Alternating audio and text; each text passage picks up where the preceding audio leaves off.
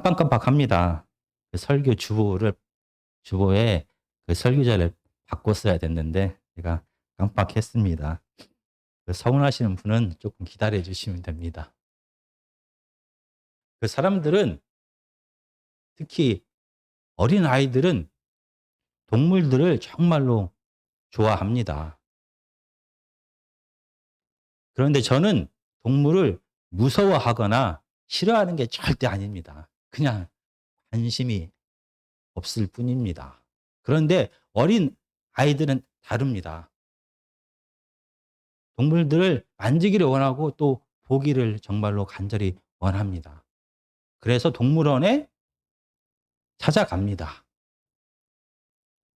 왜냐하면 동물원에는 TV에서만 봤던 그 무서운 동물을 포함하여 너무나 많은 동물들을 볼 수가 있기 때문입니다. 이렇게 동물원은 동물원을 방문하는 사람들을 위하여 동물들을 우리에 가두어 놓고 키웁니다. 그런데 호주에 가면은 다른 동물원과 다른 형태의 동물들이 모여 사는 곳이 존재합니다. 그곳을 생츄어리라고 말합니다. 이 생츄어리는 피난처, 안식처, 보호구역이라는 뜻입니다. 호주에는 생츄어리가 무려 15군데나 존재합니다. 호주 땅이 넓기 때문에 이 많은 생츄어리가 존재하는 것이 아닙니다. 그리고 이 생츄어리는 동물원과 다르게 자연에서 상하고 부상당한 동물들을 보호합니다. 멸종 위기의 동물들을 모아서 보호합니다. 동물원과 다르게 가능하면 우리에 가두지 않고 야생의 그 상태 그대로 살게 하는 것입니다. 호주에 이렇게 생츄어리가 많은 것은 땅이 넓어서일 뿐만이 아니라 호주 사람들은 이 동물의 사람을 위해서 존재하는 것이 아니라 동물과 사람이 함께 살아간다라고 생각을 합니다. 그래서 호주에는 생츄어리가 많이 있습니다. 오늘 본문의 하나님의 말씀의 배경도 바로 생츄어리입니다. 이 생츄어리는 안식처, 피난처, 보호구역이라는 말 말고 성소, 성막, 성전이라는 뜻도 가지고 있습니다. 그러니까 사무엘상 21장 1절에서 9절까지입니다. 사무엘상 21장 1절에서 9절까지입니다. 구약성경 445페이지입니다. 다윗이 롭에 가서 제사장 아히멜렉에게 이르되 아히멜렉이 떨며 다윗을 영접하여 그에게 이르되 어찌하여 내가 홀로 있고 함께하는 자가 아무도 없느냐 하니 다윗이 제사장 아히멜렉에게 이르되 왕이 내게 이를 명령하고 이르시기를 내가 너를 보내는 것과 내게 명령한 일은 아무것도 사람에게 알리지 말라 하시기로 내가 나의 소년들을 이러한 곳으로 오라고 말하였나이다. 이제 당신의 수중에 무엇이 있나이까? 떡 5덩이나 무엇이나 있는 대로 내 손에 주소서 하니 제사장이 다윗에게 대답하여 이르되 보통 떡은 내 수중에 없으나 거룩한 떡은 있나니 그 소년들이 여자를 가까이만 하지 아니하였으면 주리라 하는지라. 다윗이 제사장에게 대답하여 이르되 우리가 참으로 3일 동안이나 여자를 가까이 하지 아니하였나이다. 내가 떠난 길이 보통 여행이라도 소년들의 그릇이 성결하겠거든. 하물며 오늘 그들의 그릇이 성결하지 아니하겠나이까 하매 제사장이 그 거룩한 떡을 주었으니 거기에는 진설병 곧 하나님 곧 여호와 앞에서 물려낸 떡밖에 없었음이라. 이 떡은 더운 떡을 드리는 날에 물려낸 것이더라. 8절 읽겠습니다.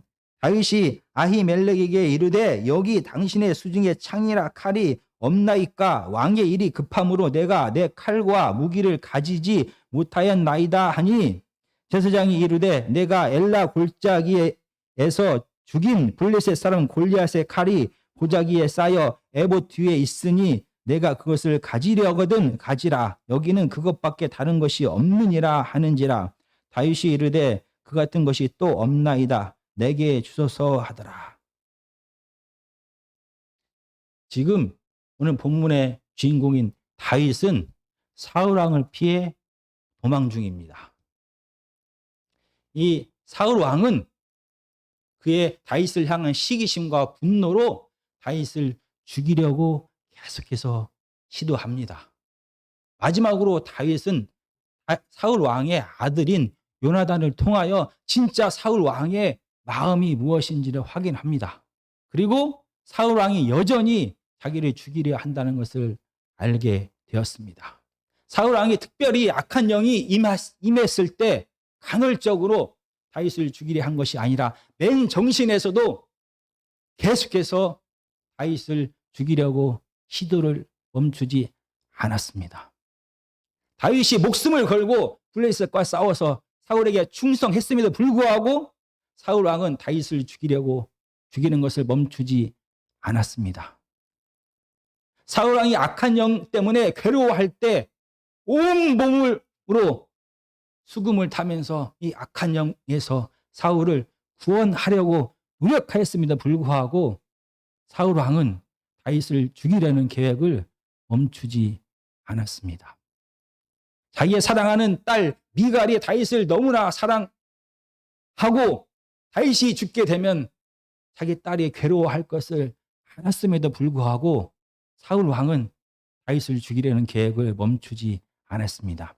하나님의 영이 사울에게 완전히 임하여 하나님의 뜻이 무엇인지 다윗 왕을 향한 하나님의 뜻이 무엇인지를 드러냈음에도 불구하고 사울 왕은 다윗을 죽이려는 계획을 멈추지 않았습니다.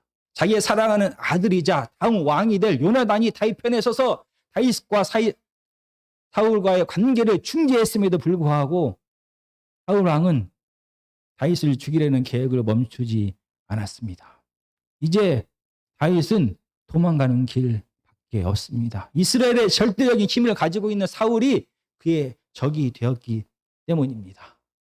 이제 다윗은 부모님이 살고 있는 베들레헴에 갈 수도 없습니다.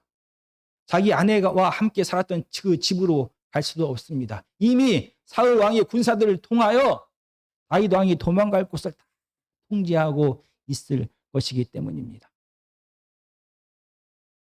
다윗은 3일 길이나 사울을 피하여 도망 다녔습니다. 그러나 쉴 곳을 발견하지 못했습니다.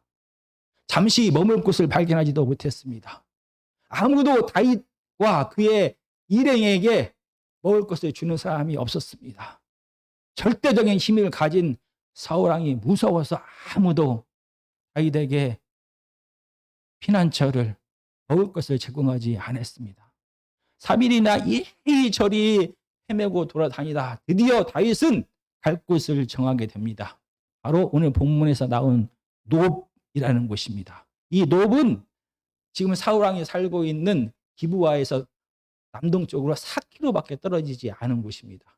사울 왕과 가까워서 너무나 위험하지만 다윗과 그의 부하들이 이곳을 택한 이유가 있습니다. 왜냐하면 놉에는 하나님의 성소가 있습니다. 하나님의 성전이 있는 곳입니다. 원래 실로에 있던 하나님의 성전이 블레셋 공격으로 멸망하게 되었습니다. 그리고 엘리의 후손들, 바로 아론의 후손들, 제사장들은 이 놉으로 다 이주하게 됩니다. 그리고 이 놉에 하나님의 성소를 다시 세웠습니다. 역시 사울왕 시대에도 놉 성소는 공식적인 제사 장소가 되었습니다. 바로 다윗은 하나님의 성소가 있는 거룩한 이 놉을 향하여 갑니다. 그리고 성소를 주관하고 있는 제사장 아히멜렉을 찾게 됩니다. 부하들을 따로 남겨두고 이 아히멜렉을 만나러 갔습니다. 항상 당당한 다윗 장군이었습니다. 왕의 사위입니다. 그건 그가 배고파고 초라한 도망자의 모습으로 아히멜렉 앞에 서 있습니다. 아히멜렉은 너무나 무서워 벌벌 떨었습니다. 왜냐하면 아히멜렉도 이미 사울 왕이 다윗을 죽이려 한다는 것을 알았습니다. 그리고 심지어 사무엘이 살고 있는 라마 나요대게까지 군사를 보내어 다윗을 찾았습니다. 그리고 군사들이 돌아오지 않자 직접 자기가 라마 나요에 방문하여 다윗을 죽이려고 했습니다. 이 소식을 분명 그는 다 들었을 것입니다. 이 제사장 아히멜렉은 너무나 두려워 떨었습니다. 왜냐하면 분명히 지금 다윗은 사울왕을 피하여 도망하고 있다라는 것을 그의 행색을 통하여 자연스럽게 알 수 있었기 때문입니다. 제사장 아히멜렉이 벌벌 두려워 떨자 다윗은 거짓말을 했습니다. 내가 지금 왕의 명령을 받고 비밀스럽게 지금 행동하고 있는 것입니다. 왕의 명령이 너무 급하여서 내가 지금 아무것도 가지지 못하고 이렇게 온 것입니다. 나의 부하들이 이제 곧 도착할 것입니다. 3일 동안 나는 아무것도 먹지 못했습니다. 혹시 먹을 것이 있습니까? 라고 간절하게 제사장에게 부탁을 했습니다. 제사장은 말합니다. 나에게는 지금 보통 빵이 없습니다. 지금 본문은 떡으로 다 번역이 되었지만 당시에는 떡이 아닌 이스라엘 백성들은 빵을 먹었습니다. 지금 보통 당신이 먹을 수 있는 빵은 전혀 없습니다. 지금 내 수중에 있는 것은 거룩한 떡, 거룩한 빵밖에 없습니다. 이 빵은 오직 제사장만 먹을 수 있는 것입니다. 라고 말합니다. 왜 이 빵을 제사장만 먹어야 되고 이 거룩한 떡이 무엇인지를 우리가 한번 살펴보겠습니다. 제가 읽어보겠습니다. 레위기 24장 5절에서 9절까지입니다. 너희는 고운 가루를 가져다가 떡 12개를 굽되 각 덩이를 12분의 2에 바로 하여 여호와 앞 순결한 상 위에 두 줄로 한 줄에 6씩 진설하고 너희는 또 정결한 위향을 그 각 줄 위에 두어 기념물로 여호와께 화제를 삼을 것이며 안식일마다 이 떡을 여호와 앞에 항상 진설할지니 이는 이스라엘 자손을 위한 것이요 영원한 언약이니라. 이 떡은 아론과 그의 자손에게 돌리고 그들은 그것을 거룩한 곳에서 먹을지니 이는 여호와의 화제 중 그에게 돌리는 것으로 지극히 거룩함이니라. 이는 영원한 규례니라. 이 지금 거룩한 떡에 대해서 말합니다. 이 거룩한 떡이 지금 어디에 있냐라고 하면 성소 안에 있습니다. 성소는 지성소와 성소로 구분이 됩니다. 지성소 안에는 하나님의 법궤가 들어있는 언약궤가 있고 이 지성소 밖에 바로 이 떡상이 존재합니다. 금초대와 분향단과 함께 성소 안에 거룩한 떡상을 놓았습니다. 그리고 이 떡상 위에 떡을 제사장이 만들어서 놓게 됩니다. 고운 가루를 12지파가 매 주마다 제사장에게 가지고 나옵니다. 그러면 제사장은 이스라엘을 대표하여 빵을 만듭니다. 빵 하나가 무게가 한 3kg 정도가 된다라고 합니다. 12개를 만들어서 하나님의 임재가 있는 거룩한 지성소 앞에 떡상 위에다가 올려 놓는 것입니다. 그러면 일주일 동안 이 떡은 하나님 앞에 있게 됩니다. 그래서 이 떡을 임재의 떡 또는 하나님의 얼굴의 떡 또는 거룩한 떡이다라고 말합니다. 그래서 이 거룩한 떡은 일주일이 지나서 안식일이 되면은 새롭게 떡을 만들 때 치웁니다. 그리고 이 일주일이나 지난 이 떡을 아론의 후손 제사장들이 거룩한 곳에서 먹었습니다. 이것은 하나님께서 이스라엘 백성들에게 주신 명령입니다. 반드시 거룩한 곳에서 제사장들만 이 떡을 먹어라라고 명령했습니다. 그런데 오늘 본문에서 아히멜렉 제사장은 다윗에게 제사장이 아닌 다윗에게 이 떡을 허락합니다. 다윗은 지금 3일이나 굶었기 때문에 너무나 배가 고파서 다윗도 분명히 이 거룩한 떡이 제사장만 먹어야 되는 것이라는 것을 알았을 것입니다. 그럼에도 불구하고 그는 간절하게 이 떡을 받아서 먹고 싶어 합니다. 그렇지만 제사장은 다릅니다. 그런 하나님의 율법에 분명히 제사장만 먹으라라고 규정해 놓았음에도 불구하고 이 떡을 다윗에게 허락을 합니다. 아마 아히멜렉 제사장은 이 율법 규정을 주신 하나님의 진짜 의도가 무엇인지를 알았을 것입니다. 당시나 지금이나 이 세상을 살아가는 사람들에게 가장 큰 두려움은 생계입니다. 바로 떡의 문제인 것입니다. 이 생계가 사람들에게 가장 중요한 삶의 목표가 되었던 것은 창세기에 우리가 창세기를 통하여 찾아볼 수가 있습니다. 창세기 3장 17절에서 19절까지입니다. 제가 읽어보겠습니다. 아담에게 이르시되 내가 내 아내의 말을 듣고 내가 내게 먹지 말라 한 나무의 열매를 먹었은즉 땅은 너로 말미암아 저주를 받고 너는 내 평생에 수고하여야 그 소산을 먹으리라. 땅이 내게 가시덤불과 엉겅퀴를 낼 것이라. 내가 먹을 것은 밭의 채소인즉 내가 흙으로 돌아갈 때까지 얼굴에 땀을 흘려야 먹을 것을 먹으리니 내가 그것에 취함을 얻었음이니라. 너는 흙이니 흙으로 돌아갈 것이니라 하시니라. 지금 우리가 창세기에서는 복에 대해서 얘기합니다. 저주에 대해서 얘기합니다. 창세기에서 말하는 복은 하나님으로부터 온 것으로 하나님의 생명력을 복이다라고 말합니다. 하나님의 생명력이 복입니다. 그러면 저주는 무엇이냐라고 하면 생명이 떠난 상태, 하나님이 없는 상태, 하나님의 부재 상태가 바로 저주인 것입니다. 에덴 동산에서 아담과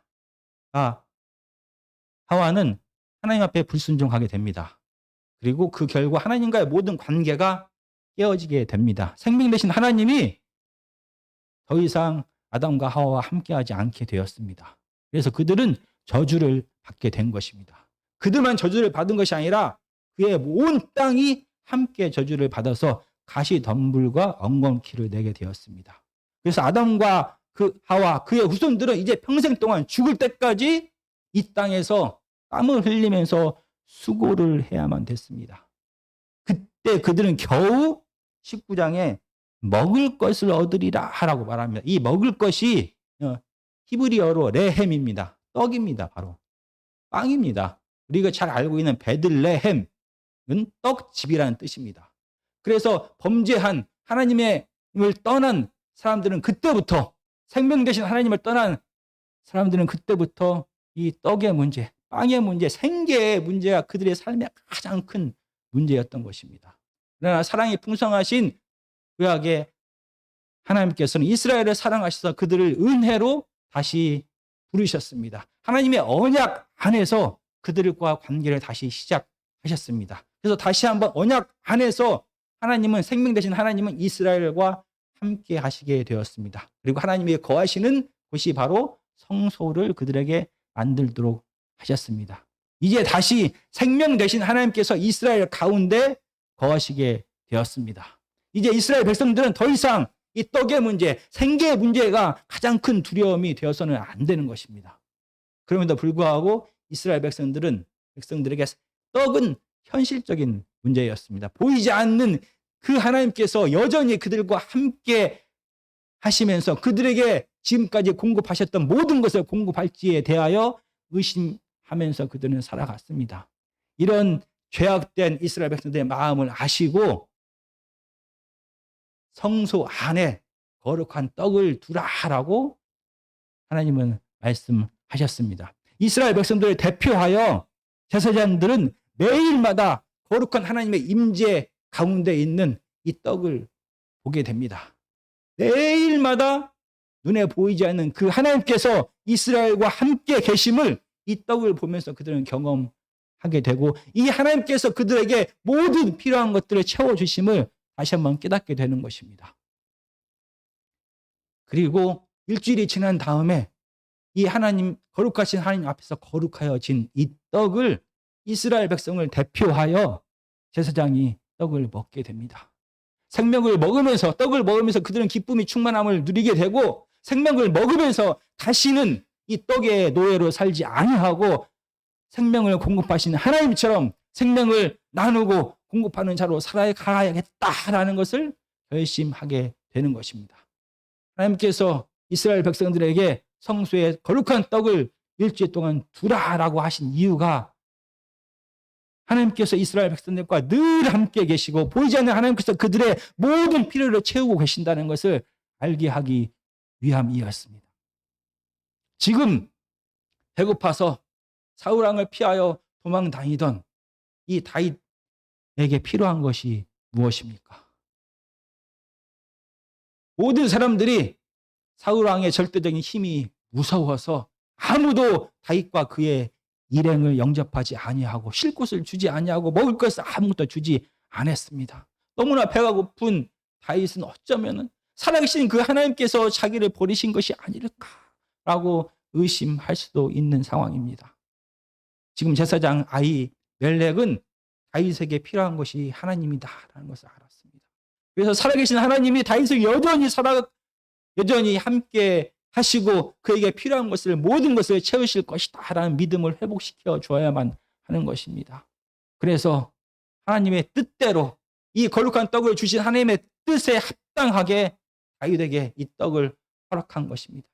배고파서 지쳐있는 다윗, 하나님이 나와 함께하지 않을지도 몰라라고 두려워하는 다윗에게 이 떡은 생명이었습니다. 이 떡을 먹으면서 다윗은 다시 한번 하나님께서 그를 버리신 것이 아니라 그와 지금도 여전히 함께하고 계시고 여전히 그의 필요를 채우실 것을 다시 한번 믿게 되었습니다.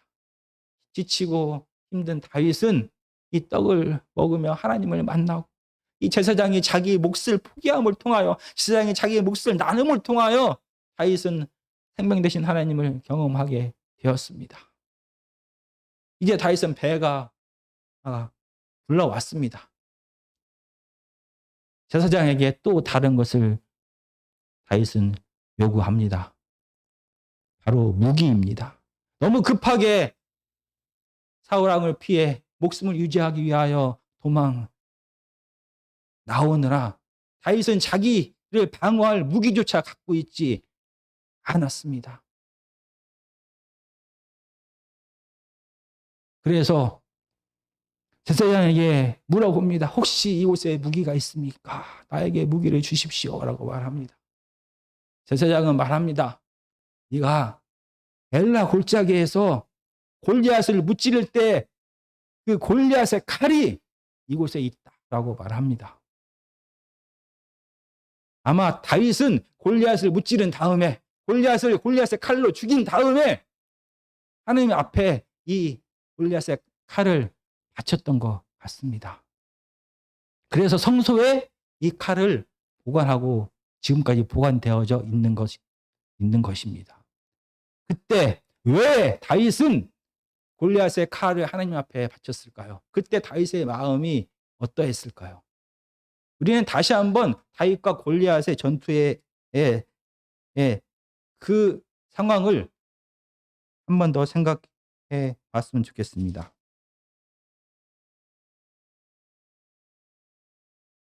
사무엘상 17장 4절부터 7절까지입니다. 제가 읽어보겠습니다.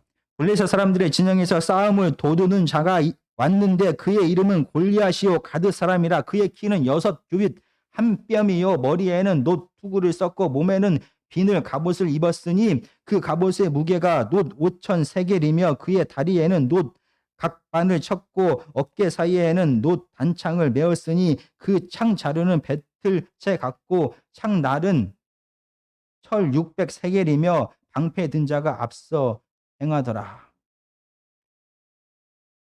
이 블레셋의 장군 골리앗과 이스라엘 백성들은 지금 전쟁입니다. 그런데 이스라엘 모든 백성들, 특히 사울 왕조차 이 거인 골리앗을 무서워합니다. 오늘 본문은 이상하게 사무엘상 17장은 이상하게 이 골리앗의 외모에 대하여 자세하게 기록합니다. 왜냐하면 이 외모를 보고 이스라엘 백성들 그리고 지금은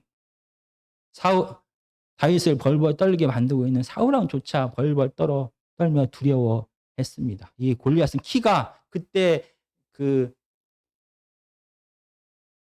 치수와 지금과 정확하게 어떻게 같은지는 잘 모릅니다. 대충 많은 학자들은 골리앗은 키가 2m 한 70에서 3m 정도 됐을 것이다 라고 말합니다. 그리고 그는 머리에 청동으로 만든 투구를 썼습니다. 그의 가슴에는 역시 청동으로 만든 갑옷을 입었습니다. 이 갑옷의 무게가 57kg 정도가 됩니다. 그리고 다리에도 역시 다리를 보호하기 위하여 보호대를 찼습니다. 그리고 어깨에는 멀리 있는 적을 향해 던질 수 있는 단창, 짧은 창을 두었습니다. 그리고 손에는 아주 큰 창을 가지고 있었는데 창의 끝 부분만 7kg 정도 되었습니다. 아마 전체 창의 무게는 10kg 정도 됐을 것이다 라고 말합니다. 그리고 이 빈틈없어 보이는 이 골리앗 앞에 큰 방패를 든 호위병이 그 앞에 또 서 있었습니다. 이스라엘 백성들과 이스라엘 군인들과 사울 왕이 보기에 골리앗은 너무나 거대한 키에 단단한 체격과 그리고 최신식 무기로 장착을 했습니다. 빈틈이 전혀 없어 보입니다. 사람의 눈에 보기에 전혀 빈틈이 없는 완벽한 거인의 모습으로 서 있는 것입니다. 그래서 이스라엘 백성들은 두려워 벌벌 떨었습니다. 이 절대적인 권력을 쥐고 있는 사울 왕 역시 이 골리앗을 보고 벌벌 떨었습니다. 오직 이 전쟁터에서 떨지 않은 자는 딱 한 명 있습니다. 바로 다윗입니다. 모든 사람들이 벌벌 떨 때 다윗은 벌벌 떨지 않고 이 두려움을 극복하고 사람 눈에 보기에 세상에 힘을 가진 이 골리앗을 두려워하지 아니하고 두려움을 극복하고 담대하게 골리앗에게 나아갑니다. 사무엘상 17장 37절은 이렇게 말합니다. 또 다윗이 이르되 여호와께서 나를 사자의 발톱과 곰의 발톱에서 건져내셨은즉 나를 이 블레셋 사람의 손에서 건져내시리이다. 이 다윗이 눈에 보이는 이 세상의 힘 골리앗을 두려워하지 않은 골리앗에 대한 두려움을 극복할 수 있었던 이유를 37절은 이렇게 말합니다. 하나님께서 사자와 곰의 손에서 나를 보호하셨습니다. 나를 보호하신 그 하나님께서 이번에도 분명히 이 골리앗의 손에서 나를 보호하실 것입니다. 라고 말합니다.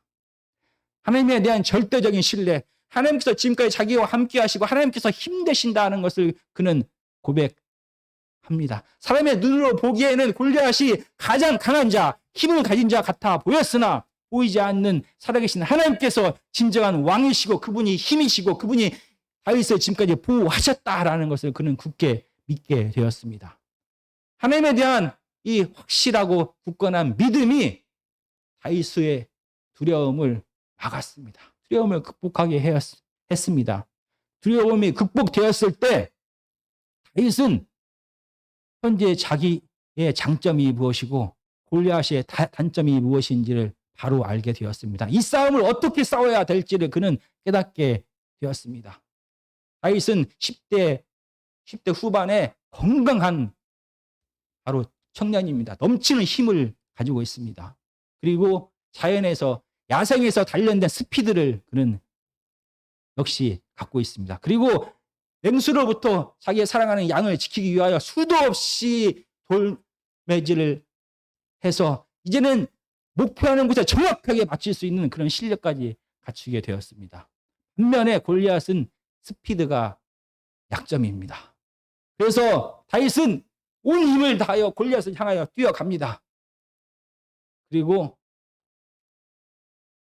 물맷돌을 강하게 던집니다. 테니스공 크기에 450kg 정도 되는 이 물맷돌은 골리앗의 이마에 박혀 버리게 되는 것입니다. 정말 놀라운 승리였습니다. 두려움이 극복되었을 때 다윗은 어떻게 싸워야 될지, 어떤 무기를 사용해야 될지를 알게 되었습니다. 그리고 이 싸움에서 승리한 다음에 다윗은 하나님 앞에 골리앗의 칼을 바칩니다. 왜냐하면 골리앗이 아닌 하나님께서 힘이시고 하나님께서 자기를 여전히 보호하고 계셨다라는 것을 인정하는 것입니다. 자기의 힘과 능력으로 승리한 것이 아니라 하나님께서 자기를 보호하시고 힘내셨다라는 것을 고백한 것입니다. 지금 사울 왕이 무서워서 벌벌 떨고 있는, 도망다니고 있는 다윗에게 필요한 것이 무엇입니까? 바로 눈에 보이는 적, 절대적인 힘을 가진 것 같은 이 사울 왕에 대한 두려움을 제거하는 것입니다. 이 두려움을 극복하는 것입니다. 제사장은 다윗에게 골리앗의 칼을 줍니다. 다윗은 골리앗의 칼을 받아들고 다시 한번 기억합니다. 눈에 보이는 거대한 골리앗을 두려워하지 않고 하나님의 함께하심으로, 하나님에 대한 믿음으로 이 두려움을 극복했을 때 그는 승리할 수 있었습니다. 지금도 마찬가지입니다. 지금 눈에 보기에는 그때의 골리앗보다 사울 왕이 더 대단해 보이고 그의 힘이 미치지 않는 곳이 없는 것 같습니다. 그러나 여전히 이스라엘을 다스리고 계신 분은 하나님이십니다. 하나님께서 힘내십니다. 하나님께서 지금 여전히 다윗과 함께 계시고 다윗을 보호하고 계실 것을 다시 한번 그는 깨닫게 되었습니다. 이제 말씀을 마치려고 합니다. 우리가 다시 처음에 얘기했던 호주에 있는 생츄어리에 대하여 이야기를 하려고 합니다. 이 호주에 있는 동물을 보호하고 있는 생츄어리의 목적은 부상당하고 상처받은 동물들과 그리고 멸종 위기에 있는 동물들을 보호하여, 거기가 목적이 아니면 보호하여 다시 야생으로 돌려보내는 것이 이 생츄어리의 목적입니다. 같은 단어를 사용하고 있는 성소, 하나님의 성전도 마찬가지입니다. 지금 하나님의 사람 다윗은 사울 왕을 피하여 배고프고 헐벗고 초라한 도망자의 모습으로 성소에 들어왔습니다. 그러나 다윗은 배가 불러서 그리고 골리앗의 칼을 차고 이 성소를 떠나 세상을 향하여 나아갑니다. 두려움과 절망 가운데 성소에 왔던 다윗은 그곳에서 제사장을 통하여 하나님을 다시 한번 만나게 되었습니다. 제사장이 자기의 몫을 포기하고 나눠줌을 통하여 다윗은 하나님을 성소에서 만나게 되었습니다. 그 하나님은 생명의 하나님이십니다. 그 하나님은 힘의 하나님이십니다. 그 하나님이 여전히 다윗과 함께 하시고 다윗을 사랑하셔서 그에게 공급하시고 보호하고 계시다라는 것을 그는 깨닫게 되었습니다. 힘들고 지쳐 도망자의 모습으로 왔던 다윗은 배부르고 칼을 가지고 자기 일을 대적하는 세상을 향하여 당당하게 나아가게 되었던 것입니다. 마찬가지입니다. 우리 교회는 이렇게 세상의 피난처가 되어야 됩니다. 우리 교회는 가난하고 불쌍하고 상하고 왕따당하고 억울한 자들의 마지막 희망, 피난처가 되어야 하는 것입니다. 많은 사람들이 힘이 지배하는, 쾌락이 지배하는 이 세상 속에서 많은 사람들에게 치여서 낙오하고 상처받고 억울하고 가난하고 병든 몸을 가지고 살 소망까지 다 잃어버리고 자기를 마지막까지 구원해 줄 피난처를 찾고 헤매입니다. 어느 누구도 자기에게 도움이 되지 않는 이 가난하고 병들고 도망 다닌 것 같은 아무런 쓸모없어 보이는 사람들에게 피난처를 제공하지 않습니다. 그러나 교회는 달라야만 하는 것입니다.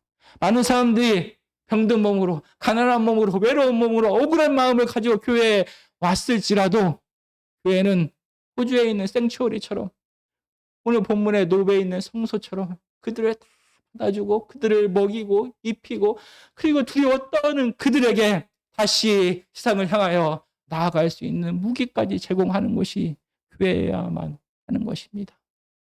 왜냐하면 교회는 살아계신 하나님이 계신 곳이기 때문입니다. 그 하나님은 생명이십니다. 그 하나님은 힘이십니다.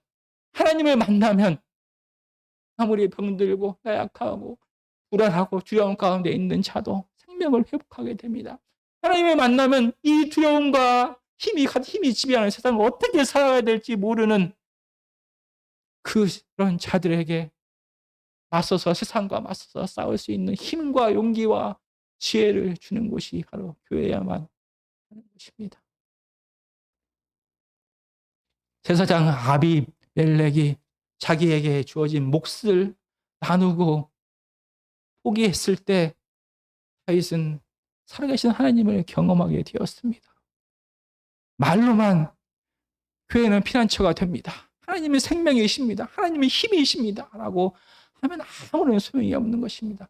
실질적으로 하나님의 제사장들이 하나님께서 주신 모든 것을 포기하고 나눌 때 그 사람들은, 힘든 사람들, 도망친 사람들, 억울한 자들은 비로소 하나님을 만나게 되는 것입니다. 비로소 교회가 이 세상의 희망이고 피난처와 안식처가 되는 것입니다. 정말 세상 사람들은 살아계신 하나님에 대하여 알지 못합니다. 세상 사람들은 하나님이 생명 되시고 하나님이 힘 되시고 그 하나님이 우리와 늘 함께 하시고 사랑하시고 모든 것을 보호하시고 모든 것을 공급하신다는 것을 전혀 알지 못합니다. 먼저 택함을 받은 하나님의 자녀들, 제사장뿐만이 아닙니다. 출애굽기 19장 3절은 모든 사람이, 이스라엘 모든 백성이 하나님의 거룩한 나라, 거룩한 제사장의 나라다라고 말합니다. 베드로전서도 분명히 모든 하나님의 백성이 거룩한 제사장이다라고 말합니다. 하나님의 모든 성도가 교회 안에서뿐만이 아니라 그들의 일상에서 이런 생명 나누는 삶을 살아갈 때 비로소 세상은 하나님의 살아계심을 맛보는 것입니다. 힘과 쾌락을 추구하면서 자기와 자기 자신밖에 모르는 모든 사람들 앞에서 자기가 가진 모든 것을 나누면서도 세상에서 비굴하지 않고 당당하게 힘과 능력과 지혜를 가지고 살아가는 하나님의 사람들의 삶을 보면서 세상과 다른, 세상에는 없는 하나님을 찾게 됩니다. 하나님의 모습을 보게 되는 것입니다. 지금 세상은 죽음이 가득합니다. 두려움이 가득합니다. 질병이 가득합니다. 어둠이 가득합니다. 억울함이 가득합니다. 아무도 이렇게 소외된 자, 약한 자, 억울한 자, 가난한 자 편에 서지 않고 있습니다. 지금이 바로 하나님의 사람들이 하나님께서 그들에게 주신 떡을 나누어야 될 때입니다. 하나님께서 주신 칼을 그들에게 다시 돌려주어야 할 때가 지금입니다. 정말 아무도 세상에서 그들 편에 서지 않을 때 교회는, 하나님을 믿는 하나님의 자녀들은 세상에 소외된 자, 약한 자, 병든 자, 가난한 자들의 편에 서야만 하는 것입니다. 왜냐하면 하나님은 생명이시고 그들을 향한, 세상을 향한 하나님의 마음은 사랑이고 그 사랑의 마음을 전할 자는 바로 삶을 통하여 전하는 우리밖에 없기 때문입니다. 지금이 바로 세상을 향하여 떡과 칼을 나누어 줄 때라는 것을 늘 기억하는 저와 여러분이 되었으면 좋겠습니다.